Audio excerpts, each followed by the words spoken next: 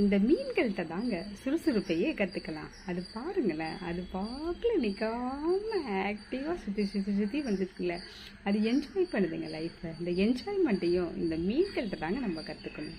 எவ்வளோ அழகான நம்மளுக்கு தத்துவம் இந்த மீன்கள் சொல்லுது பாருங்களேன்.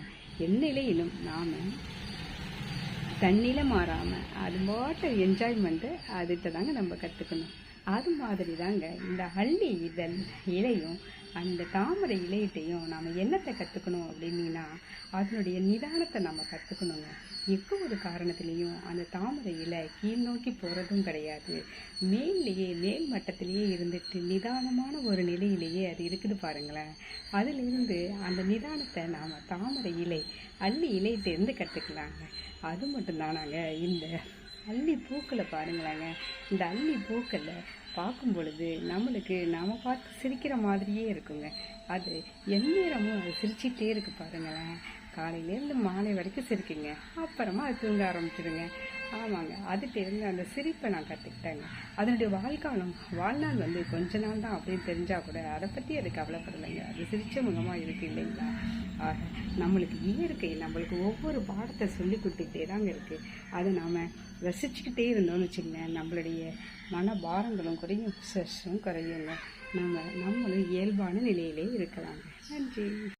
இந்த மீன்கள்கிட்ட தாங்க சுறுசுறுப்பையே கற்றுக்கலாம். அது பாருங்களேன், அது பார்க்கல நிற்காம ஆக்டிவாக சுற்றி சுற்றி சுற்றி வந்துருக்குல்ல, அது என்ஜாய் பண்ணுதுங்க லைஃப்பை. இந்த என்ஜாய்மெண்ட்டையும் இந்த மீன்கள்கிட்ட தாங்க நம்ம கற்றுக்கணும். எவ்வளோ அழகான நம்மளுக்கு தத்துவம் இந்த மீன்கள் சொல்லுது பாருங்களேன். எண்ணெயிலும் நாம் தண்ணியில் மாறாமல் அது பாட்டு என்ஜாய்மெண்ட்டு அதுகிட்ட தாங்க நம்ம கற்றுக்கணும். அது மாதிரி தாங்க இந்த அள்ளி இதழ் இலையும் அந்த தாமரை இலையிட்டையும் நாம் என்னத்தை கற்றுக்கணும் அப்படின்னா அதனுடைய நிதானத்தை நம்ம கற்றுக்கணுங்க. எக்க ஒரு காரணத்துலேயும் அந்த தாமரை இலை கீழ் நோக்கி போகிறதும் கிடையாது. மேல் மட்டத்திலேயே இருந்துட்டு நிதானமான ஒரு நிலையிலேயே அது இருக்குது பாருங்களேன். அதிலிருந்து அந்த நிதானத்தை நாம் தாமரை இலை அள்ளி இலையிட்டேருந்து கற்றுக்கலாங்க. அது மட்டும்தானாங்க இந்த அள்ளி பூக்களை பாருங்களாங்க.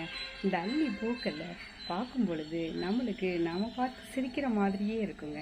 அது எந்நேரமும் அது சிரிச்சிட்டே இருக்கு பாருங்களேன். காலையிலேருந்து மாலை வரைக்கும் சிரிக்குங்க, அப்புறமா அது தூங்க ஆரம்பிச்சிடுங்க. ஆமாங்க, அதுகிட்டேருந்து அந்த சிரிப்பை நான் கற்றுக்கிட்டேங்க. அதனுடைய வாழ்நாள் வந்து கொஞ்ச நாள் தான் அப்படின்னு தெரிஞ்சால் கூட அதை பற்றி அது கவலைப்படலைங்க. அது சிரிச்ச முகமாக இருக்குது இல்லைங்களா.